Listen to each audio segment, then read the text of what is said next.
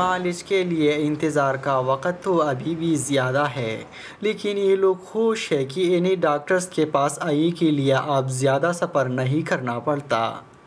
یہ مریض نورستان کے دور دراز پہاڑوں سے اسد آباد کے ہسپتال میں کام کرنے والی پاکستانی ڈاکٹرز کے پاس آئی ہے۔ پاکستانی ڈاکٹرز کو فائدہ بھی ہو رہا ہے، لیکن مقامی آبادی کے علاج کی ضروریات بھی انہوں نے کافی حد تک پوری کر دی ہے۔ مخکې مونږ پاکستان ته تلو او پاکستان کې ډېر مونږ ته مشکلات هم وو۔ پہلے ہم علاج کے لیے پاکستان جاتے تھے جہاں ہمیں کافی مشکلات کا سامنا کرنا پڑتا تھا۔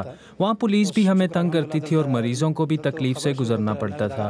ہم بہت خوش ہوئے جب پتہ چلا کہ اسد آباد کے ہسپتال میں پاکستان سے ڈاکٹرز آئے ہیں۔ اب تک میں 5-6 مریضوں کو یہاں لا چکا ہوں اور شکر ہے کہ بڑے اچھے طریقے سے ان کا معائنہ اور علاج کیا گیا۔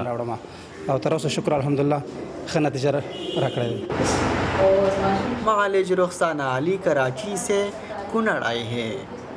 یہ ڈاکٹر سب سے زیادہ توجہ حاملہ خواتین اور بچوں کو دیتے ہیں۔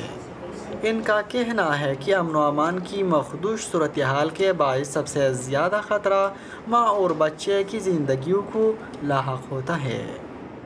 ایسا ہے کہ نا یہاں پر دور دور سے پیشنٹ آتے ہیں، نورستان سے، کابل سے، جلال آباد سے اور قندوج سے بہت زیادہ پور پیشنٹ آتے ہیں جہاں پہ اسپتال کی سہولت نہیں ہے اور وہ پاکستان نہیں جا سکتے، اور یہاں پہ تمام سہولت ہیں ہمارے پاس اور آسان علاج ہے، سستا ہے اور گھر کی طرح ماحول ہے۔ ان کو پاکستان سے بہتر سہولت ہم یہاں فراہم کرتے ہیں اور ہم لوگ پاکستان سے ہی آئے ہیں۔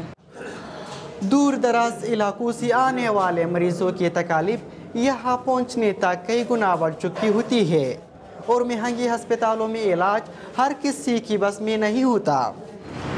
پتہ نہیں پاکستانی سے آئی ہوئے ایمان ڈاکٹرز کب تک افغان خواتین کا علاج کرنے کی قابل ہوگی، لیکن مقامی سطح پر شرعی تعلیم کی اضافی نوعیت کی ایک کرن ضرور پیدا کی ہے۔